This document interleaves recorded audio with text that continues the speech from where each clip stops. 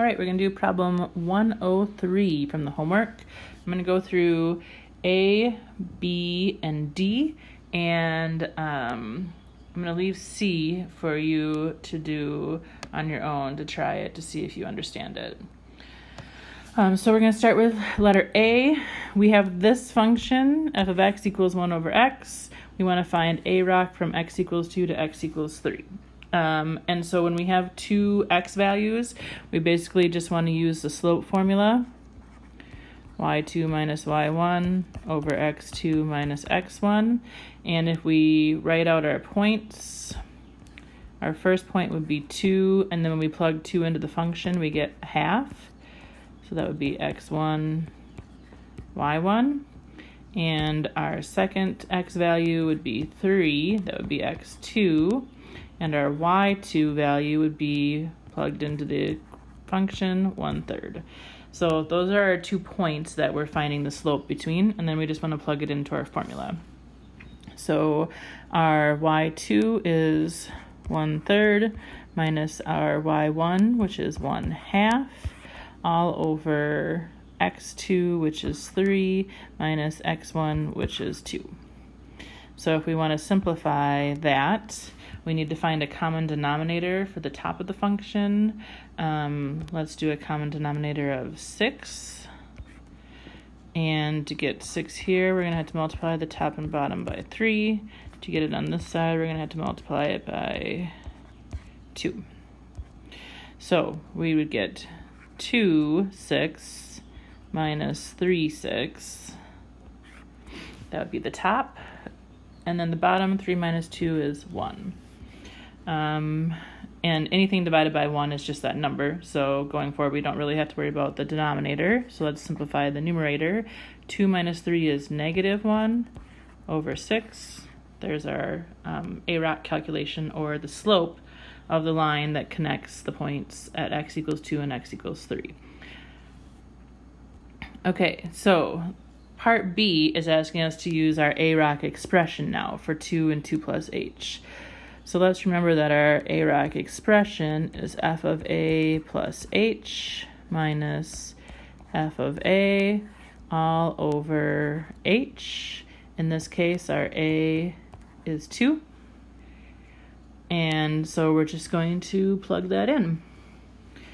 To get the first part, we're going to plug 2 plus h into our function. So we're going to get 1 over 2 plus h.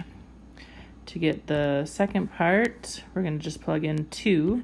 So minus 1 over 2. And then we're just going to put that all over h. So to solve this, it's a complex fraction, but since the denominator is just h, let's just worry about the numerator and trying to simplify that. So let's think about first, what is our common denominator going to be? And in this fraction, we have 2 plus h. In this fraction, we have 2.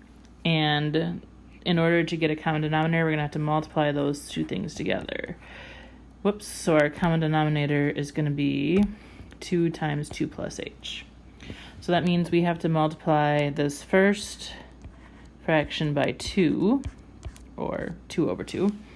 We have to multiply the second fraction by 2 plus h over 2 plus h.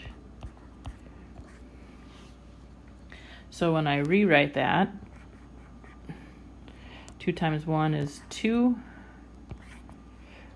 minus 1 times 2 plus h, that's my numerator, and the common denominator is 2 times 2 plus h, all over h.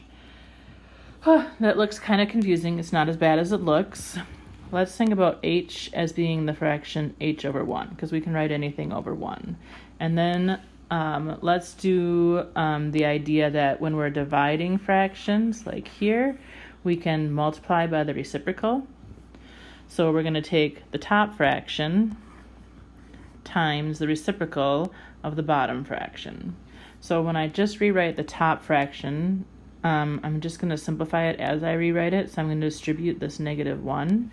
So I'm going to get 2 minus h all over 2 times 2 plus h. and then I'm going to multiply by the reciprocal. So h over 1 is the original. The reciprocal would be 1 over h. And then when I look at this, I see 2 minus 2 is 0. So I have negative h and I have h here. I can make a giant 1 with those. But I have to remember that I still have negative 1 here, so it's negative. So then I'm going to multiply across the top. Negative 1 times 1 is negative 1. All over the bottom, 2 times 2 plus h. And that is what we were supposed to prove was the answer to the AROC expression.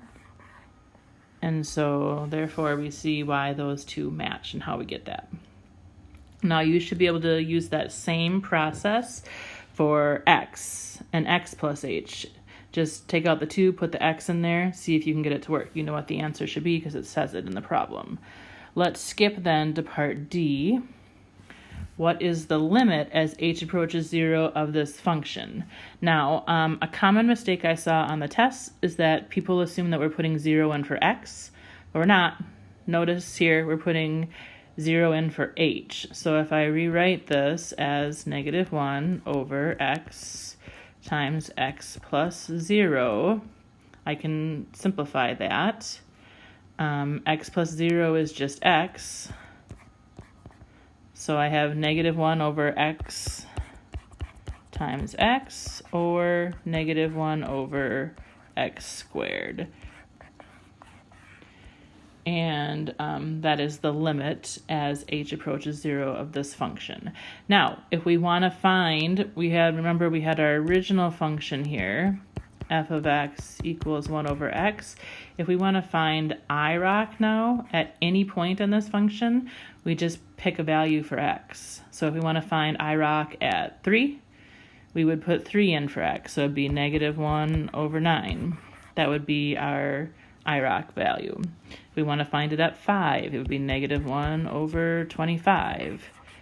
If we wanted to find it at 0, that would be a problem. We'd have to use values really close to 0 to figure out what that was.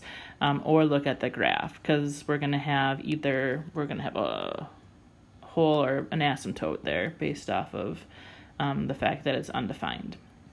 So this is why the slope function is helpful, because if we have this function and we know this is our slope function, we can then calculate IROC a lot quicker.